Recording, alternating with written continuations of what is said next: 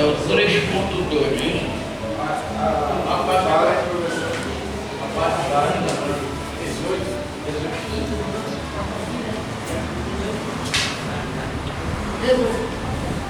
Porque essa aqui, essa apostila aqui, eu fiz uma revisão dela. Coloquei no índice. Página 18, deixou aí? Coloquei no índice. Aí,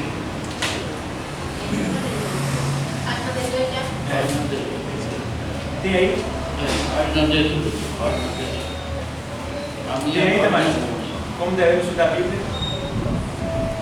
A minha página 11. Vamos ver, página 18. Como devemos estudar? Como devemos estudar a Bíblia? 3.1. Que diz: leia a Bíblia conhecendo o seu autor. Amém? Entenderam aí? Quem tem a apostila? Leia a Bíblia conhecendo o seu autor. O expositor diz assim: isto é de suprema importância. Ela é o único livro cujo autor está presente quando se o lê. A Bíblia é um livro fácil e ao mesmo tempo difícil. Por isso, é preciso conhecermos e amarmos o seu autor. Pois, conhecendo-o, a compreensão será mais fácil. Como é, irmão? A compreensão será mais fácil. Até alguns irmãos aqui que já passaram por esse estudo, né? Mas aqui nós vamos fazer uma breve reflexão aqui. Conhecendo o autor, a compreensão será mais fácil. Mais fácil. Vamos levar para a vida secundária. Para a vida secundária. Vou falar do casamento que Jesus ele fez muitas parábolas, muitas ilustrações com o casamento. Nós vemos aqui, um namorado conhece a namorada, isso, ou vice-versa. Com o tempo é que ele vai se conhecendo melhor. Uma aproximação, um convívio, namoro, noivado, casamento, e assim se vai. Quando a harmonia, geralmente se separam com a morte. Mas quando a desavença ou contradições, há uma separação. E aqui está dizendo assim: para a gente entender a Bíblia, é preciso entender o seu autor, conhecer o seu autor. Aí no casamento, o esposo, a esposa, o noivo, a noiva, escreve um livro. Quando você lê o livro, você conhece o autor, você já sabe mais ou menos quem é aquela pessoa, por que ele escreveu. Quando a gente compra um livro, procura saber geralmente quem é o autor, o escritor do livro. Se realmente ele tem bagagem ou não. Às vezes a gente compra um livro só para comprar, mas o conteúdo é fraco. Não é isso? Então aqui está dizendo, para a gente compreender mais a Bíblia, nós temos que conhecer mais o Senhor. Conhecer mais. Ter mais intimidade com o Espírito Santo. Com o Espírito Santo. Ter mais intimidade. Isso é muito importante. Como? Ele vai dar uma explicação aqui na frente. Ele diz assim: leia a Bíblia diariamente. Leia a Bíblia diariamente. 3.2. Ele quer dizer,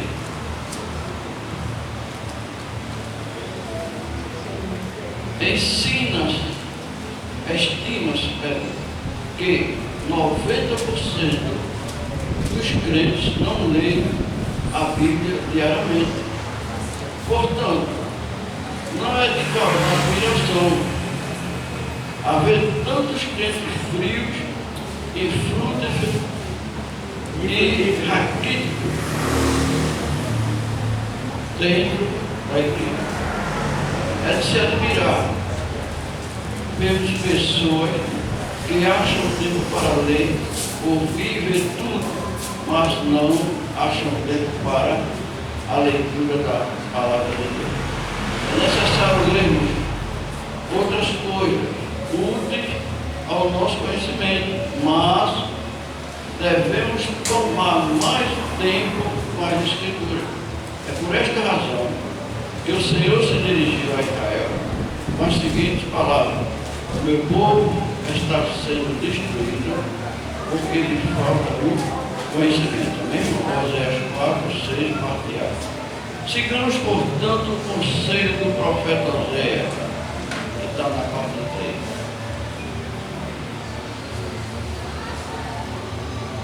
Então, está aí uma das razões da fraqueza de muitos crentes. Se dedicam muito às coisas, mas desprezam a palavra. Porque a palavra é a bússola, ela orienta.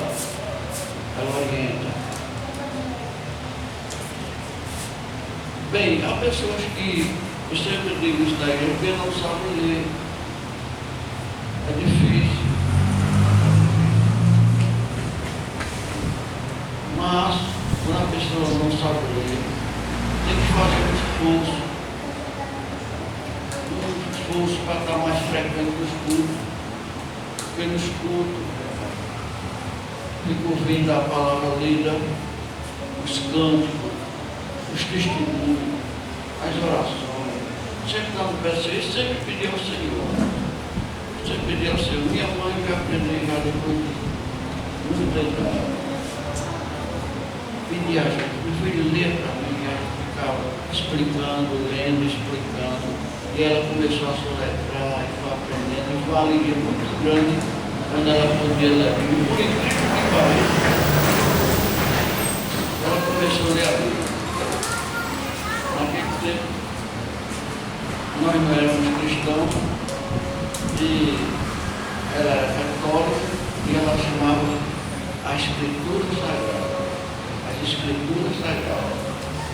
Não tinha nem entendimento de chamar a Bíblia. Amém? Então, na sua velhice, aceitou Jesus e partiu salvo pela misericórdia de Deus. Então é muito importante se dedicar a Bíblia. Então, se você faça uma análise de você mesmo, e se você puder ajudar outros irmãos, ajude. Você pare e analise quantas vezes você lê a Bíblia por semana. Leia pelo menos um versículo por dia. Um versículo da Bíblia. Como eu já falei aqui, a minha Bíblia está escrita aqui.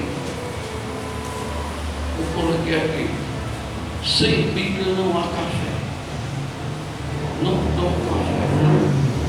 Não se ler a Bíblia. Também se levaram minhas Bíblias, eu vou atrás de um amor de fome, eu tenho que ler primeiro a Bíblia. Amém? Então, se possível, antes de lavar o corpo, leia um versículo da Bíblia, se possível, porque é um alimento para a alma. E geralmente nós lemos depois que oramos, pedir a Deus entendimento do Espírito Santo nos ilumine. Amém? Está ouvindo direito, então? Está ouvindo? Glória a Deus. Vamos lá. Tem alguma pergunta? Vamos ser sinceros com você mesmo. Quem leu a Bíblia?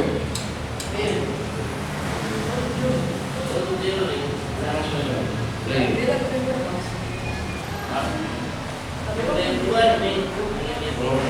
Leia o máximo possível, né? Mas nunca deixe de ler. Nunca deixe. Nunca deixe, porque é uma responsabilidade muito grande. Amém? Leva a Bíblia. Mas se tenha cuidado, a partir de hoje, quem não leu, chega em casa para essa versão. Lê a Bíblia. Amém? Aleluia. Quem tem pergunta? Quem tem pergunta? Tem pergunta? Não tem. Vamos continuar? Não tem? Pode ir. Vamos ver. Eu vim aprender, professor. Hoje eu vim para aprender. Jesus. Glória. Jesus. Glória a Deus. Vamos ver. 3.3. Leia a Bíblia com oração, devagar e meditando. Devagar, meditando. Oração, devagar e meditando. Meditando. Bom, se puder ler pouquinho e fazer um resumo, que será o que é que Deus quer dizer, o que é aquele versículo. Nós temos aquela coleção que o pastor também tem, versículo por versículo, explicando, os comentários. É muito importante. Sigamos o exemplo de grandes servos de Deus que assim procederam. O salmista, Daniel, entre outros, na presença do Senhor, em oração. As coisas compreensíveis tornam-se compreensíveis. A meditação aprofunda o sentido. Jamais lê a Bíblia com o intuito de mostrar que já leu toda ou várias vezes, como é costume de alguns que a leem para baterem recordes de leitura. Bem, vamos ler Daniel um pouquinho, para você ter uma ideia de como é importante o salmista. Vamos ler o salmista logo com o irmão. Salmista, vamos lá, Salmo 119, vamos ler a Bíblia, que é bom, muito bom. Salmo 119.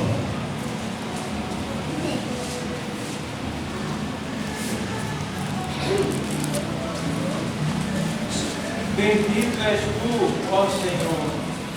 Ensina-me os teus estatutos. Amém?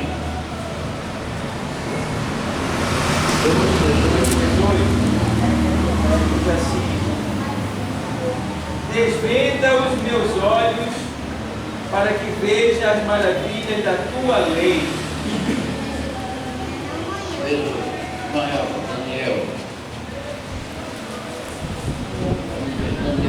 9, 21 a 23. Daniel.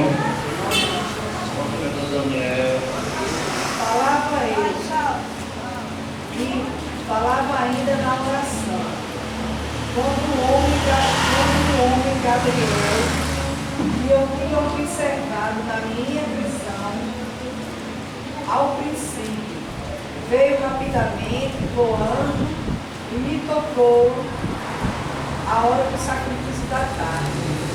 Ele queria instruir, falou comigo e disse: Daniel, agora sai para fazer entender o sentido. No princípio das tuas súplicas saiu a ordem que eu fiz para te declarar, porque és muito amado. Considera, pois, a coisa que tem de Amém?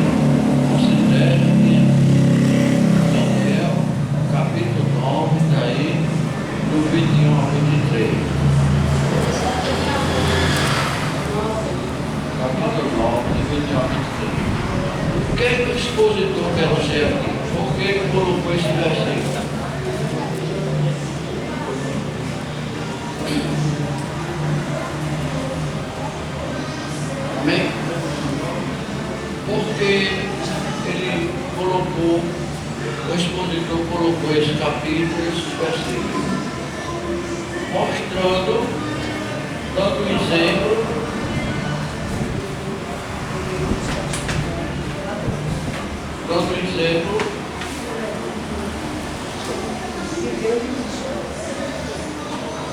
Daniel estava suplicando, orando, pedindo a Deus que explicasse a ele o que era que ele queria.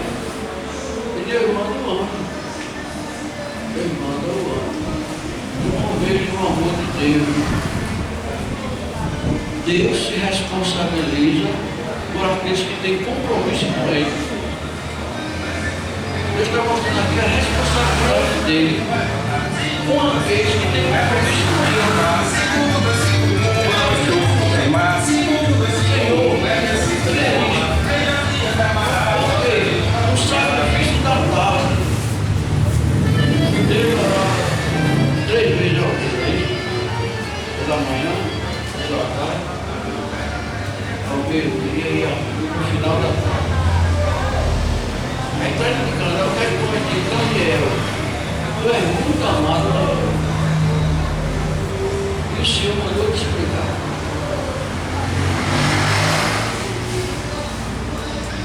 O expositor está colocando aqui, o salmista pede para Deus iluminar ele e mostrar o seu esplendor,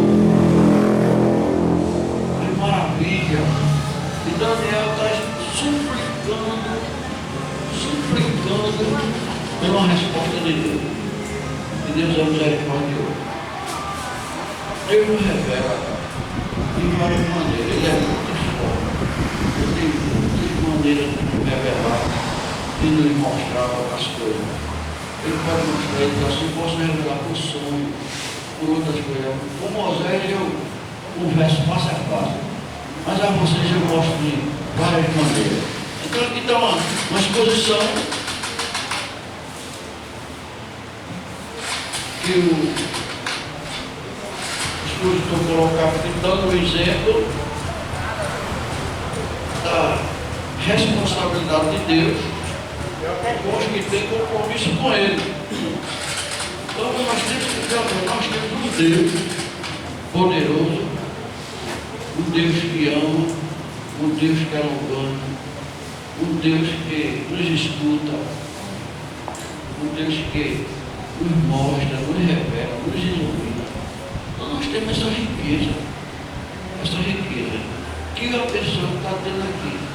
Quando nós lemos que a pessoa sem Cristo está debaixo da ira de Cristo. Debaixo da ira de Deus. Ele não tem esse privilégio. Ele não tem esse privilégio.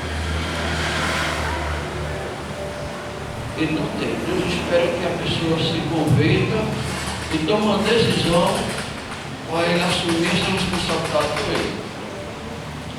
Deus não quer que ninguém se perca e todos se salvem. Mas a pessoa não quer. Se a pessoa não quer, Deus não é sujeito a ele. Amém? Entenderam aqui? A nossa. E esse verso 18 do Salmo 119, ele está dizendo assim,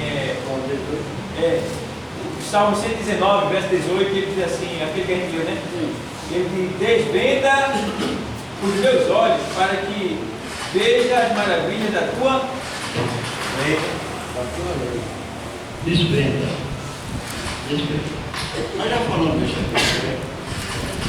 Nós temos no livro de 2 Reis essa passagem que o salmista fala. Quando Eliseu, quando o moço, Eliseu está cercado pelo exército sírio, e o moço diz, estamos perdidos. E Eliseu, não, do nosso lado tem mais do que no dele. Mas ele não estava vendo, não tem nada, Senhor. Aí o Senhor abre os olhos dele, tira o véu. Aí quando Deus tira o véu, abre os olhos do moço, os olhos espirituais, aí ele vê o exército de Deus os anjos cavalos de fogo. Então, existe esse véu nos olhos dos incrédulos. Véu. É aquele véu que não tem, foi rasgado quando Jesus deu prazo. Aquele véu significava fechando o santo dos santos. Então esse véu hoje é um véu espiritual, não é mais aquele do tempo. Deus abriu. Então não tem mais esse véu. Esse véu agora é para os incrédulos. Depois que aceita Cristo, o véu é tirado. O salmista diz: desvenda meus olhos para ver as tuas maravilhas. Está dizendo assim: abre meus olhos. Amém, irmão? Então o crente é para ter isso mesmo. Senhor, abre meus olhos espirituais. Me mostre. Não peça para ver demônio, não. Mas quando for preciso, demônio. É horrível, mas demônio. É horrível. Mas Deus não compartilha. Quando for necessário. Quando for necessário. Mas peça a Deus para ver as maravilhas dele. As maravilhas espirituais. Porque as materiais a gente vê todo dia. Amém? Amém? Isso é maravilha. Então ele continua aqui dizendo: para que haja alguma virtude. Continuando, leia: para que haja alguma virtude.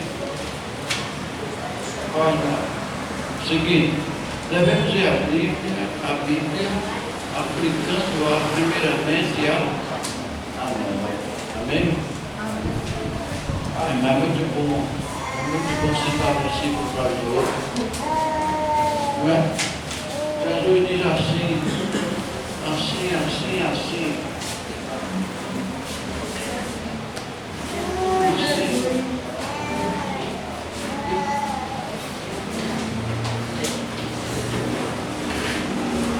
Amém?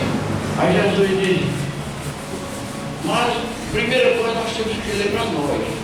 Primeiro para nós. Aplicar a nós. Eu preciso. Amém? Eu preciso. Você precisa.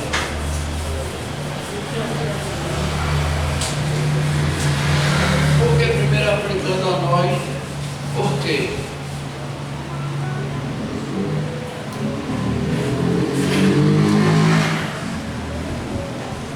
Por quê? Nós primeiro temos de nos preparar para poder ajudar o outro. Nos conhecer. Se preparar para poder ajudar o outro. Nós quando lemos a Bíblia, podemos aplicar a primeira vez. Será? O que será isso para mim? O que será? Como será? Para quê? Por quê? Amém? Amém, irmão? Amém. Vamos lá. Leia a Bíblia toda. Leia a Bíblia toda. Vamos ler.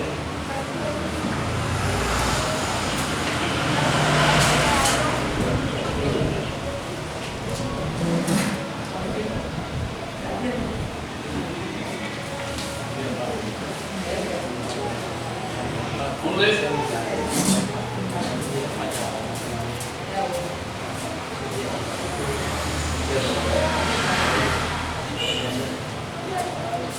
Leia a Bíblia toda.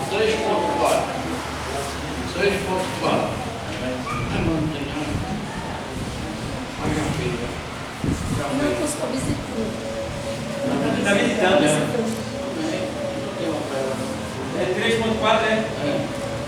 Leia a Bíblia.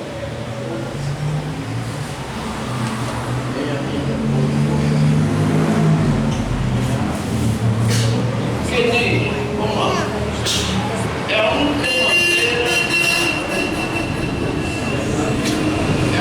maneira de conhecermos a verdade completa dos assuntos tratados na Bíblia.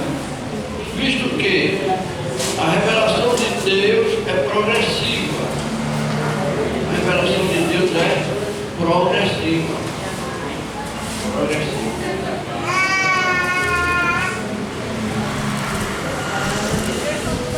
Nós vamos ver uma passagem de Cristo com Pedro. Cristo com Pedro. A santificação, ele diz aqui que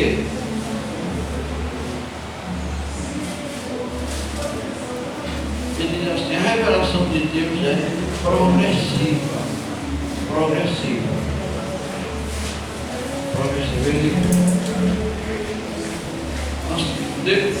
Pedro passou aquele tempo com Cristo, convivendo com Cristo, dia a dia, para lá e para cá. Mas chegou um momento que Jesus perguntou se ele não amava. Ele disse que sim. Ele disse que sim. Jesus fez uma leva para Pedro. Pedro vai me negar. Quando foi no tempo certo, aconteceu. Jesus disse outra vez para ele, quando você se converter, eu vou lhe dar uma responsabilidade muito grande. Quando você se converter. Quando te converter, apacenta o meu rebanho. Olha, Pedro batendo no peito e dizia que estava com Jesus em todas as paradas. Mas Jesus experimentou ele na primeira parada. Ele negou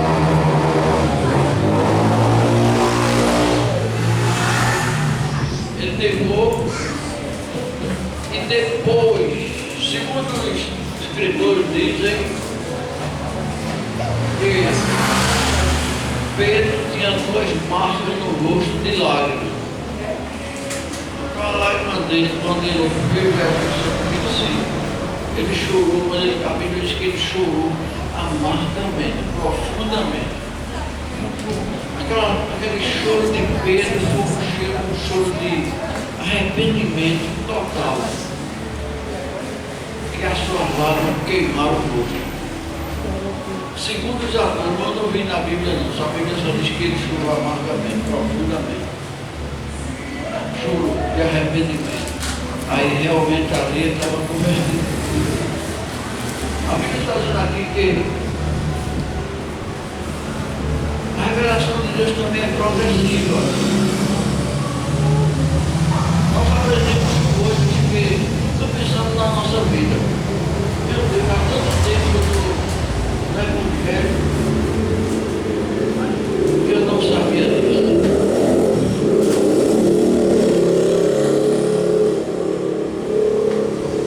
Vamos continuar. Então tem coisas na nossa vida, uns Deus revela rápido, outros demora mais, e assim ele tem as maneiras de tratar os seus discípulos, os seus filhos, amém? Ele diz assim, podemos ler a vida toda, porém jamais a compreenderemos toda, pois sendo a palavra de Deus como é, ela é infinita. Não há ninguém no mundo que esgote a vida, nem mesmo as mentes mais férteis. Todos nós sempre seremos alunos, amém? Sempre seremos alunos. Vamos ler Romanos. Vamos ler Romanos porque ela explica. Romanos falou, diz mais ou menos. Paulo está aqui falando do Salmo. Romanos, capítulo 11.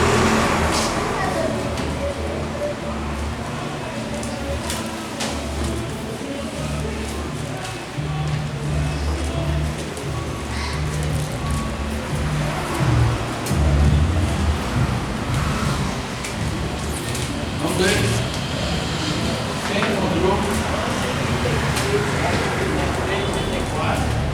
E acho que pode ler.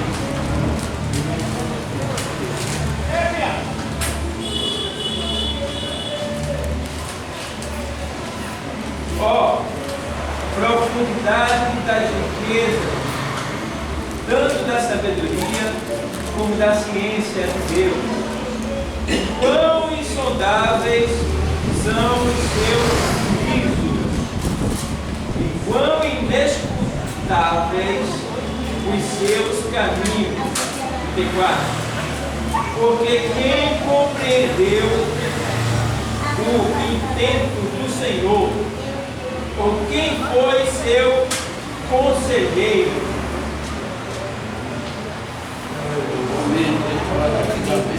Ele está dizendo assim: quem?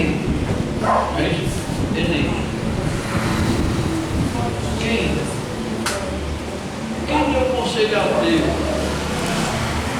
Então, assim, quem é que tem capacidade de conhecer a mente de Deus? Nós vemos aqui no livro, a Bíblia, ela é uma revelação de Deus, uma revelação. Revelação escrita. Revelação de Deus. Voltando assim, que jamais nenhuma criatura vai conseguir compreender as coisas todas de Deus. Só aquilo que ele revela. Só aquilo que ele revela. Aí Paulo diz: conheci um homem que foi arrebatado até o terceiro céu. Acho que eu já falou sobre isso aqui. Vocês se encarnam em espírito com o corpo, mas foi ele mesmo que depois disso que viu coisas inefáveis, coisas tão grandiosas que não é lícito o homem ver. Não é lícito. Mas pela misericórdia de Deus, eu mostro a ele. Porque Deus revelou a Paulo. Você vai ler as cartas de Paulo. O ordenamento do Senhor. Ler Corinto, Atos dos Apóstolos, a história de Paulo, você vai ver. Você vai sentir a força daquele homem, a disposição, a vontade de lutar pelo Evangelho. Então disseram-se o homem, como o homem é fraco, falível, pequeno demais diante de Deus. Deus é preciso dar uma espécie de um reforço, uma iluminação, um revestimento para que ele prossiga fazendo o propósito de Deus. Então, grandes homens de Deus e mulheres que do passado e continuam, então eles têm uma aproximação com Deus de uma maneira que outros não têm. Para quê?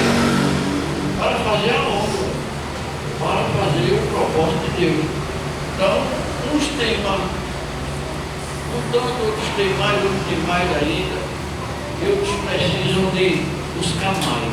Amém? Então, está aqui. Cada um que busque. Paulo disse assim: minha sabedoria eu joguei como um refúgio, como esteio. Refúgio para esteio.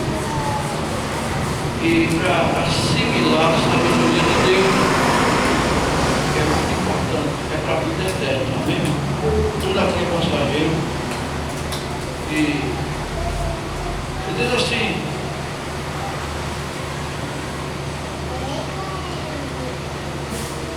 portanto, havendo dificuldade na Bíblia, devemos saber que é puramente do lado humano. Porém, à medida que nos aproximamos mais de Deus e buscamos a sua face, conheceremos as profundezas divinas através do Espírito Santo. Amém? 1 Coríntios 2, capítulo 2, de 10 a 12. Cada vez que nos aproximamos mais, conheceremos mais as profundezas do Espírito. Vamos ler? 1 Coríntios, Gálatas, Coríntios.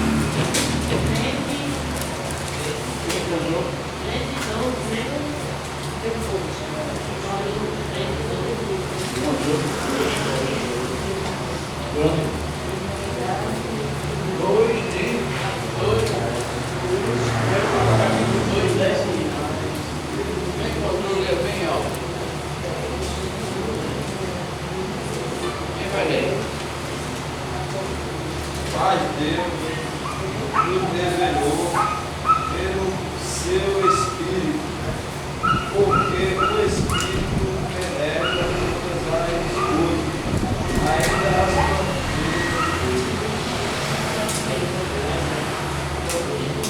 porque qual dos homens sabe as coisas do homem, senão o Espírito ele mesmo está. Assim também ninguém sabe as coisas de Deus, senão o Espírito.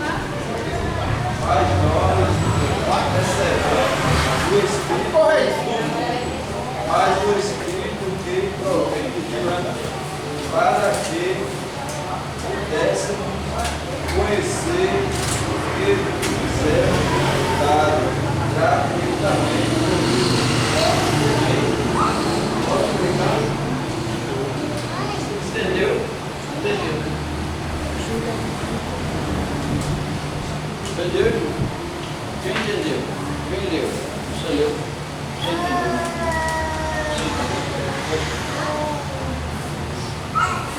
Entendeu?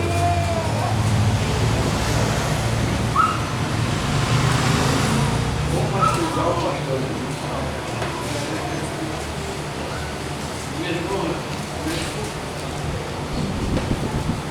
Quem não entendeu?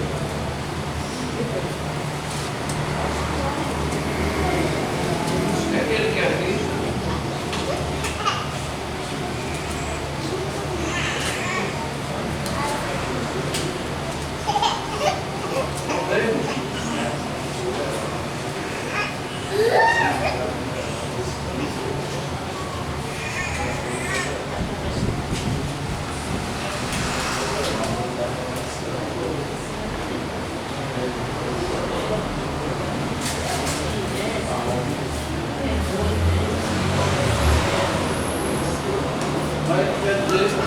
Vamos ver? Entendeu? Entendeu? Pode aplicar? Eu entendi aqui porque ele quis dizer que a gente não pode conhecer um homem através, assim, só através do Espírito de Deus para revelar o próprio. É, irmão.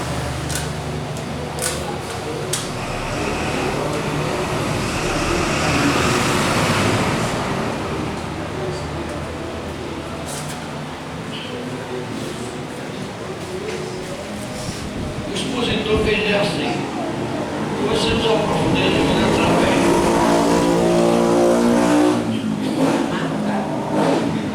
Olha o que foi que Paulo falou de Romanos. Como, irmão? Como nós podemos conhecer uma terra desconhecida se não ir lá? Não é? Na guerra existe uma arma chamada mina. Se usou muito na Segunda Guerra Mundial. Então nós temos, quando nós éramos militares, a gente trabalhava com esse material. Então a mina ela é como se fosse uma panela de pressão. Em cima dela temos um pino. Ação desse positivo. Ela é como se fosse uma espoleta. Dentro tem um material eletrônico. Ela está assim. Quando o indivíduo pisa, ela fecha. Quando ele tira o pé, aí dá o pulo. Vai, vira. Quando ele tira o pé, ela fecha. Dentro do que dá a explosão. Tem soldado que, quando ele pisa, que ele sempre pisou numa mina, ele fica lá colado, ninguém pode tirar ele dali. Fica lá até hora no domingo. Se tirar o morre. Então ela tem uma explosão, ela dá uma explosão num raio de 10 metros. 10 metros. Ela solta os trilhaços. E quem está em redor já é. Amém, irmão? Então é o seguinte, quando as instruções militares, olha, nós vamos para um campo minado.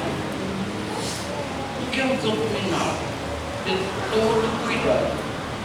ter muito cuidado, muitas armadilhas no campo minado. Essas instruções fazem em aldeia, os campos minados. Mas só porque, quando chegar o momento de um dia ir à guerra, você tem que estar preparado. Então, um lugar desconhecido. Um lugar desconhecido. Você não conhece. Então, ele está minado. O que Paulo está dizendo aqui, quem é que vai conhecer Deus, senão pelo Espírito? Ninguém. É um campo desconhecido. Só o Espírito de Deus é quem pode revelar as coisas de Deus, porque é desconhecido. Ele é um campo minado. Se pisar errado, morre. Pisar errado, morre. Amém? Tem que ter muito cuidado mesmo. É um campo minado. Então só o Espírito de Deus é que pode revelar as coisas de Deus. Jamais ninguém conhece as coisas de Deus se ele não revelar. Jamais. Teve um ser que conheceu, ele conheceu Deus de uma maneira, mas não sabia da outra. Existe um ditado no mundo que a história de Monteiro Lobato, ele disse que o macaco ensinou todos os exploradores. Ela disse, agora eu não pego a gente. Aí quando ela deu o golpe, o Monteiro disse, mas você não ensinou esse bolo aqui. Se eu não ensinou, você não pegar. Amém, irmão? Então é o seguinte, a Bíblia diz que Lúcifer era um anjo regente do céu, que era o ungido de Deus. Ele criava muito louvor para Deus. Você já pensou em criar louvor para o Criador? É muita regalia, não é? Muita regalia. Só que, quando Satanás olhava para o trono, ele via Cristo, o anjo do Senhor. Deus, na cristofania, Cristo sentado no seu trono. Porque quem vê Deus morre. Deus disse para Moisés, quem me vê morre. Quem me vê morre. Satanás via Cristo ali sentado, ele mandava nos anjos, dava ordem, eles muito mal o trono dele. Ele pensava que o poder de Deus era só aquilo. Amém? Se quebrou. Se quebrou. Então Deus ele é um campo, é como se fosse um campo minado. Só conhece através do seu Espírito, se ele quiser. Amém? Então, se ele quiser. Então, nós cristãos já temos o Espírito Santo que nos revela, que nos ajuda, que nos orienta. Só resta o quê? Damos lugar a ele. Lugar ao Espírito Santo. Lugar. Senhor, me revela, me mostra. Por que isso aconteceu aqui? Por quê? Então, quando Deus mostra uma coisa, pergunte. Me revela, Senhor. Porque Daniel viu, teve uma visão, mas disse, Senhor, que visão é essa? Me ajuda, me diga o que é o Senhor. Não me mostrou. Agora eu quero saber por quê? Aí Gabriel vem e diz, Daniel, homem muito amado de Deus.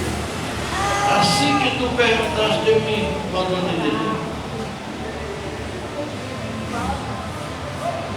No momento em que eu me mostrou uma coisa em casa, eu falei para ela, meu Deus, por quê?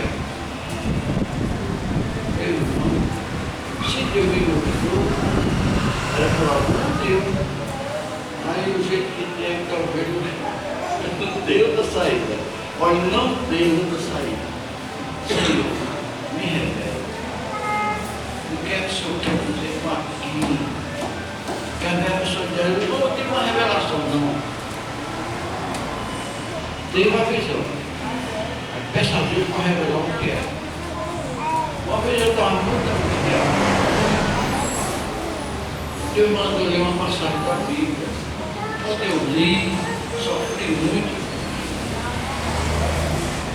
E eu estava, veja como são as coisas. Aí Deus manda o pastor lá. Deus tem uma maneira de revelar. Meu Deus, mas por que isso? Eu não estava entendendo. Aí quando ele chegou assim, por que tu está com esse semblante caído, né? Aí quando eu expliquei ao pastor, ele disse, não é assim não. O quadro é assim. Mas foi que eu entendi. Nós não dependemos dos outros, mas nós precisamos dos outros. Deus usa um vaso de longe para lhe dar um recado. De longe. É outro lado. Né?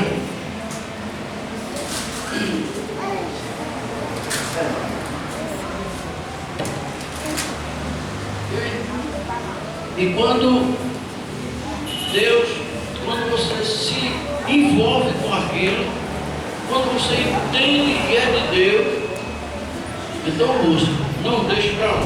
Se Deus mostrou, é porque Ele tem alguma coisa conosco. Então busca. E foi a maneira de Daniel buscar. Foi a maneira de Daniel buscar. Orando, súplica. Súplica é mais do que orar. É se derramar diante de Deus. É suplicar. Senhor, eu preciso. O Senhor sabe que eu preciso. Amém, irmão? Então, nós são a riqueza da Bíblia. São a riqueza da Bíblia. A maneira de Deus se revelar. Nós só vamos entender as coisas de Deus pelo Espírito. Você sabe a história do profeta. Não era bom profeta naquele lugar. Ele teimou por Deus e foi. Deus usou uma burra para falar com ele. E ele não entendeu. Você vê como as pessoas são insensíveis. Como tem pessoas insensíveis. Você vê isso dentro da igreja. Eu já vi muito isso dentro da igreja. Pessoas insensíveis, que a palavra para ele é apenas um livro. É apenas um livro. Onde tem as maravilhas de Deus para você buscar mais. E o profeta andou na espora da curva. Daqui a pouco, por que tu faz isso comigo? A minha vida é de carregar. A minha vida é fazer a tua vontade para. E ele se encostou no muro, quase quebra a perna dele e ele não entendeu. Foi preciso aparecer. Você vê como tem pessoas insensíveis, irmão. É preciso acontecer isso. As pessoas entenderem. Muitos estão nos hospitais, outros no presídio.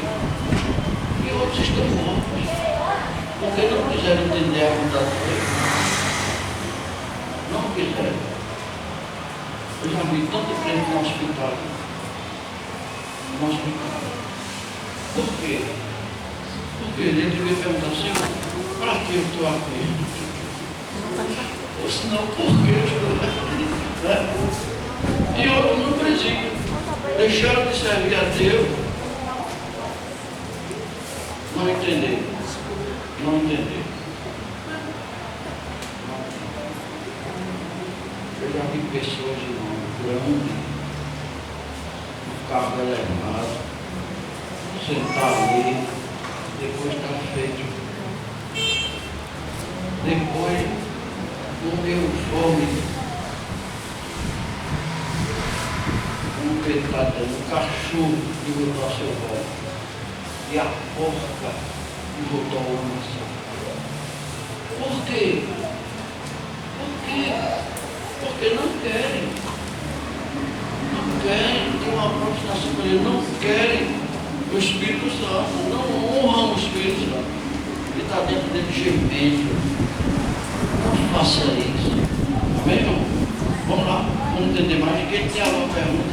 sei que cada um aqui tem uma história com Deus. Cada um tem uma história com Deus. Cada um tem o seu testemunho. Eu já vi uma coisa, você aí passar a noite para contar testemunho. Não termina tudo. Mas cada um tem uma história com Deus. E procure sempre continuar essa história. Procure sempre continuar essa história com Deus, porque é muito bom. Vou continuar, dá tempo para escrever.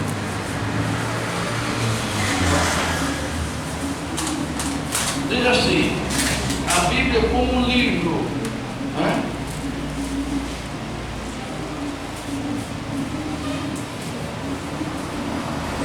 Que é o tópico 4. Aí diz assim, bibliologia é o estudo da Bíblia. Bibliologia. Bíblio é livro. Logia, estudo. Mas Bíblia significa muito livro. Bibliologia, estudo. Aí diz, faz parte da teologia bíblica e da teologia histórica. E auxilia poderosamente o estudante na compreensão da Bíblia. E é indispensável a qualquer área da teologia, auxiliando na elucidação dos inumeráveis fatos bíblicos. Amém? Muito bom. O que é que tem mais? Neste tópico, procuraremos aprender alguns temas que nos serão muito úteis na compreensão dos estudos de leitura bíblica. Não é nosso objetivo trazer todos os assuntos referentes à matéria aqui estudada, já que estamos tratando de discipulado, mas procuraremos, na medida do possível, abordar os itens que nos ajudarão no estudo e no conhecimento da palavra de Deus. Amém? Glória a Deus. Não tem biologia, estudo da Bíblia. É necessário a gente ter, quem faz o curso de teologia, tem que ter os livros auxiliares, a Bíblia normal, e os livros históricos. Quatro coisas é a estrutura da Bíblia. A Bíblia divide-se em quê? Em duas partes principais, não é isso? Em duas partes principais. Vamos ler. Leia para nós. Leia essa parte. Leia. Tem que ficar à vontade. Não vai ajudar. Pode.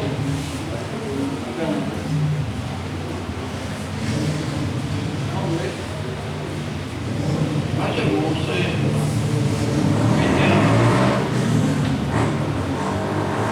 Vamos ver o que é que ele diz aqui. A Bíblia divide-se em duas partes principais: o Antigo Testamento e o Novo Testamento. Tendo ao todo 66 livros, sendo 39 do Antigo Testamento e 27 do Novo Testamento. Estes 66 livros foram escritos no período de 16 séculos, 1.600 anos, e tiveram cerca de 40 autores. Eis aí um dos pilares da Bíblia, pois esses escritores pertenciam às mais variadas profissões e atividades. Viveram e escreveram em países e continentes diferentes, distantes uns dos outros, e em épocas e condições diferentes. Nisso, vemos a prova de que apenas um os dirigia no registro da revelação divina. Amém? Então, nós vamos ver a razão do autor da Bíblia. Quem é o autor da Bíblia? Já foi discutido muito isso tentaram destruir a Bíblia, não tentaram muito. Teve um imperador que mandou queimar, pensando que ia destruir a Bíblia. Depois que ele fez isso, aí foi achado os escritos do Corão, uma caverna, o livro de Isaías, o livro antigo. Foi? Amém? Amém. Estão entendendo aqui? Estão entendendo? Então, nós vamos ver aqui os atores, os escritores da Bíblia. Os escritores da Bíblia. Pessoas diferentes, profissões diferentes, tempos diferentes, distantes, continentes diferentes, lugar que um jamais foi. 66 livros.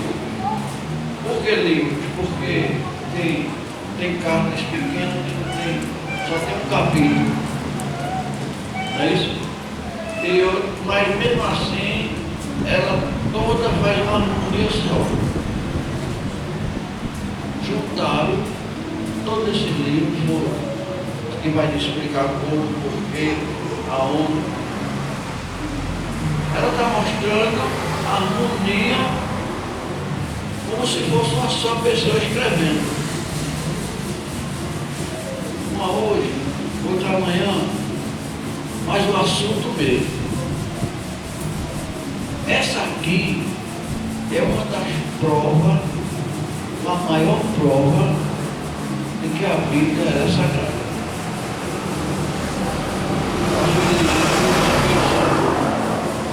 Não que Deus disse assim, você tem que escrever isso.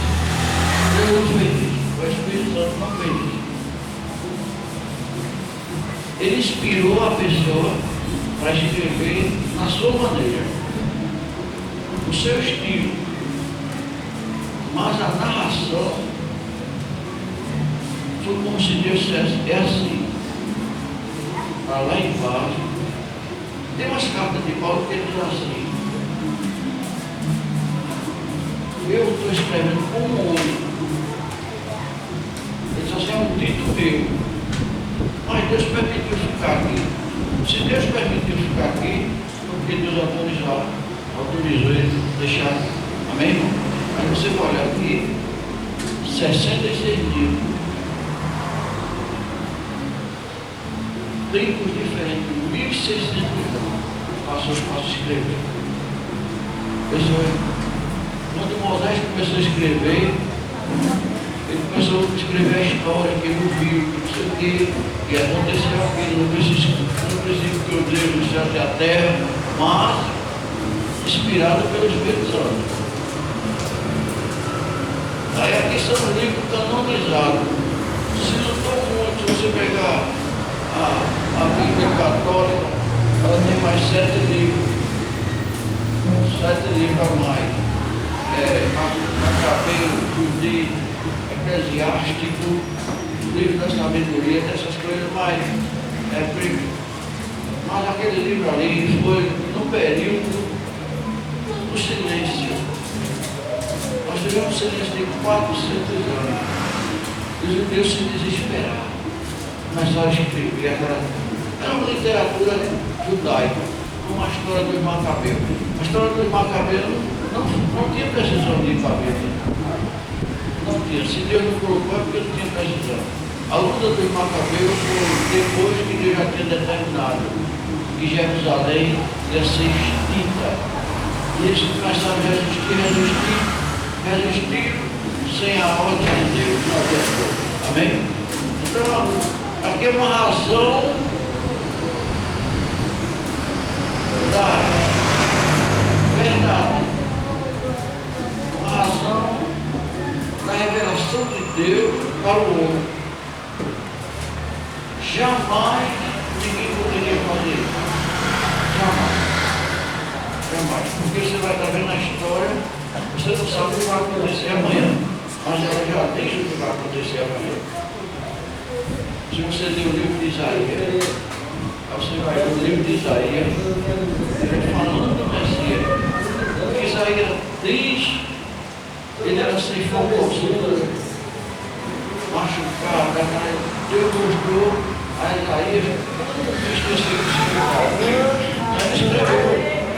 salmista e outras histórias, eu tenho Apocalipse. Escreve. Vai acontecer assim. Você lê Apocalipse, vai acontecer. Do mesmo jeito que ele está dizendo, vai acontecer. Amém? Então nós vamos parar por aqui, né? Mais alguma coisa? Tem 15 minutos ainda.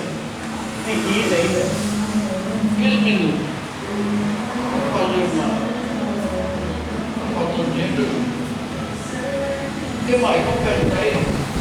Tem alguma dúvida? Tem dúvida, irmão? Tem que ter essa parte.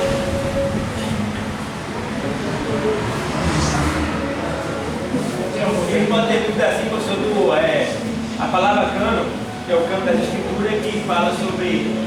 Porque a gente tem 66 livros, né? Aí o da Igreja Católica tem mais 7 livros a mais, né? Aí tem uma dúvida acerca disso.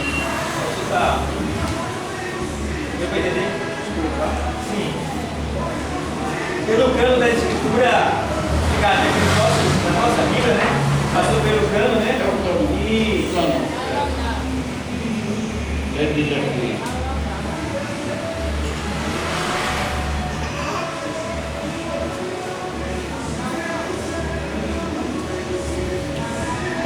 Vamos ver a segunda parte, o segundo. Ele diz assim: a palavra testamento é do grego dia de que significa aliança, conselho, testamento, isto é, documento contendo a única vontade de alguém quanto à distribuição de seus bens após a morte. No Antigo Testamento, o termo real usado no grego é perito, que significa apenas conselho. Já no Novo Testamento, o termo usado é dia de que quer dizer testamento. Bom,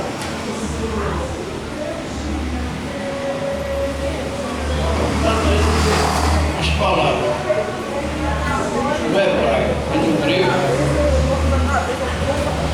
a gente quer o Antigo Testamento e o Novo Testamento. O que é um testamento? O testamento é quando o pai ainda está vivo ou dono de alguma coisa e ele faz um testamento. Então aquele testamento ele só tem valor depois da morte do testador. O que escreveu, se eu quero, meu filho fique com isso, o outro fica com aquilo, fulano com aquilo, então ele faz a divisão do testamento. Então ele está mostrando que no Antigo Testamento se escreveu um livro, Deus testando o que aconteceu, o que seria para. E no outro, o Novo Testamento, como ia ser, o que era. Jesus diz assim: isto é meu sangue que é derramado por vós. O sangue o quê? Da nova aliança. É o testamento que Deus fez. O Antigo Testamento ele ficou em Israel explicando. E o Novo Testamento Jesus faz com a igreja. Esta é a aliança do Novo Testamento. Ele agora deixou um testamento para os filhos de Deus, a igreja. Então a Bíblia ela é um testamento de Deus para o mundo. O Antigo Testamento e do Novo Testamento. Entendeu? Porque ele está explicando aqui Novo Testamento. Agora vem aqui 1.1. O Antigo Testamento. Ele diz: esse nome foi aplicado aos primeiros 39 livros da Bíblia por Tertuliano de origem. Foi escrito originalmente no idioma hebraico, com exceção de pequenos trechos escritos em aramaico. Aramaico foi a língua que o povo de Israel trouxe quando esteve no exílio babilônico. Seus 39 livros subdivididos em 4 grupos para cumprir o grupo. Então os judeus ele tinha o idioma hebraico. Quando eles foram para o exílio, botaram a língua misturada. É como uma língua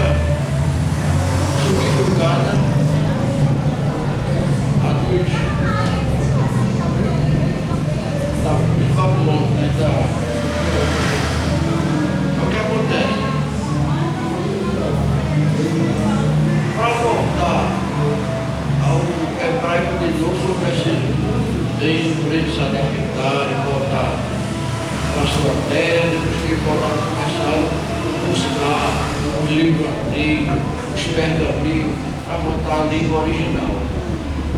Aí muitas partes do Antigo Testamento foi escrito em aramaico. Chegou um tempo que foi escrito, por isso que tinha Septuaginta, foi quando colocaram 70 escribas e passaram a escrever. O hebraico era aramaico para o grego. Aí hoje nós temos a Bíblia no grego, a Septuaginta. Depois da Septuaginta, aí passou para a língua romana, que é o latim.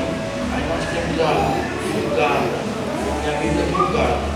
Aí depois da Vulgata, foi quando Lutero escreveu para o alemão.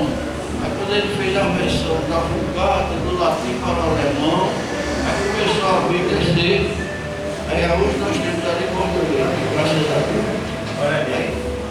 Aí ela foi muito traduzida, mas mesmo assim, tem palavras na Bíblia que ela tomou uma tradução. Nós temos a linguagem de hoje, mas o sentido é o mesmo.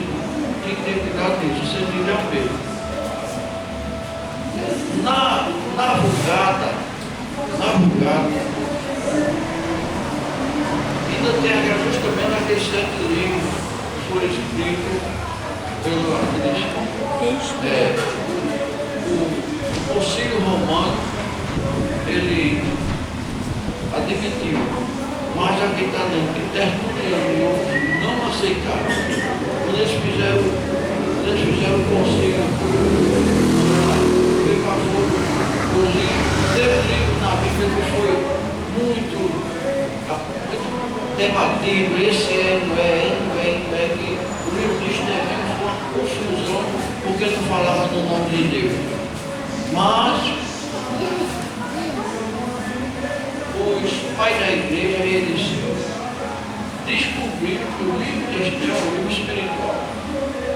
Aí ele veio para o canon. Então, o canon significa analisar, avaliar se realmente ele foi inspirado pelo Espírito Santo. Então, houve muito sangue, muita luta para hoje nós temos a Bíblia. O debate. E você vê, hoje a Igreja Católica, ela diz que nós não temos a Bíblia completa. Mas eles não sabem que aqueles livros que estão na Bíblia não são canonizados. Não foi inspirado pelo Espírito Santo, não tem nada a ver. São livros históricos. Apenas um livro histórico. Quando eles estavam lá se reunindo para colocar esses 7 livros, terminou no cacete, viu? Desculpa a expressão, mas foi pau mesmo que terminou. Foi murro, foi tabé, foi briga mesmo para colocar esses livros lá. Foi morte, sangue. Foi para colocar esses 7 livros a mais. Foi uma bagunça tão grande no meio do mundo, quer dizer que não é de Deus, ele estava no negócio. 7 livros a mais. Mas o pau comeu mesmo, se enrolaram pelo chão assim, ó. Aí as pessoas não sabem disso, né? Houve muita morte, né? Houve muita morte, que foi um concílio, né? Os concílios de terra, tem vários concílios. E foi muito difícil. Amém, irmão? Pronto? Nós vamos encerrar aqui Então nós vamos aqui para o próximo. Nós vamos ler isso aqui. Só esse livro é lei. Mas nós vamos ver. O livro da lei são 5 livros. Gênesis, Deuteronômio, né? Foram escritos por Moisés, que são também chamados de Pentateuco, 5, né? Pentateuco. Depois temos o livro histórico, que são 12, de Josué, Esther, Josué, Juízo, 1º e 2 Samuel, 1º e 2 Rei, 1º e 2 Crônica, Esdras, Neemias e Esther. Esses livros são históricos, não é isso? Eles são históricos. Aí você vai ver onde tem 2 mulheres. Ruth e Esther, não é isso? Depois vem eu considero a história de Israel nos seus vários períodos. Teocracia, governo e o juízo. É isso? Aí tem a monarquia, vem Saul, Davi, Salomão, vão para o cativeiro, que aqui tem uma coisa que você retifica aí. Tem assim, Judá sendo cativo pela Síria. Judá não foi cativo pela Síria. Quem foi cativo pela Síria foi Israel, Samaria, Deus de Samaria. Judá foi cativo pelos caldeus, foi Nabucodonosor, levou Daniel, Jó, que era, e Daniel fazia parte da tribo de Judá e a outra de Benjamim, é isso? Então aqui está, eles deram uma errada aqui aqui. Aí depois vem o quê? Os livros poéticos, né? Que são de Jó, Salmo, Provérbio, Eclesiastes também, né? Aí depois vem, são chamados poetas, não porque sejam cheios de imaginações e fantasia, mas pelo gênero do seu conteúdo. São também chamados de devocionais. Se você der uma olhada, que sempre são, os salmos são cantos, né? São os cantos dos judeus. Aí vem os profetas, né? Profecia, são 17. Isaías e Malaquias, são 5. Estão subdivididos em profetas maiores, e são 5, e os profetas menores, que são 12, de Osés e Malaquias. Aí nós temos aqui os termos maiores e menores, não se refere no mérito do profeta, mas ao tamanho do livro por eles escrito e pelas extensões do seu ministério profético. Nós vamos ficar aqui no Novo Testamento, 4, 1.2, é isso? Aí nós vamos ver aqui esse livro, os 5 profetas maiores, né? Isaías, Jeremias, Lamentações, Ezequiel e Daniel. Aí são os livros maiores porque eles escreveram mais, passaram mais tempo no ministério. E os outros profetas menores, de Osés, da Zacarias, eles tiveram pouco tempo. Uns conviveram com os profetas maiores, mas eles tiveram pouco tempo, por isso que eles se tornam um profeta menor. Amém, irmão? Aí na próxima, se Deus quiser, nós vamos ver aqui o Novo Testamento. Amém, irmão? Amém. Que Deus abençoe. O Novo Testamento ficou feito?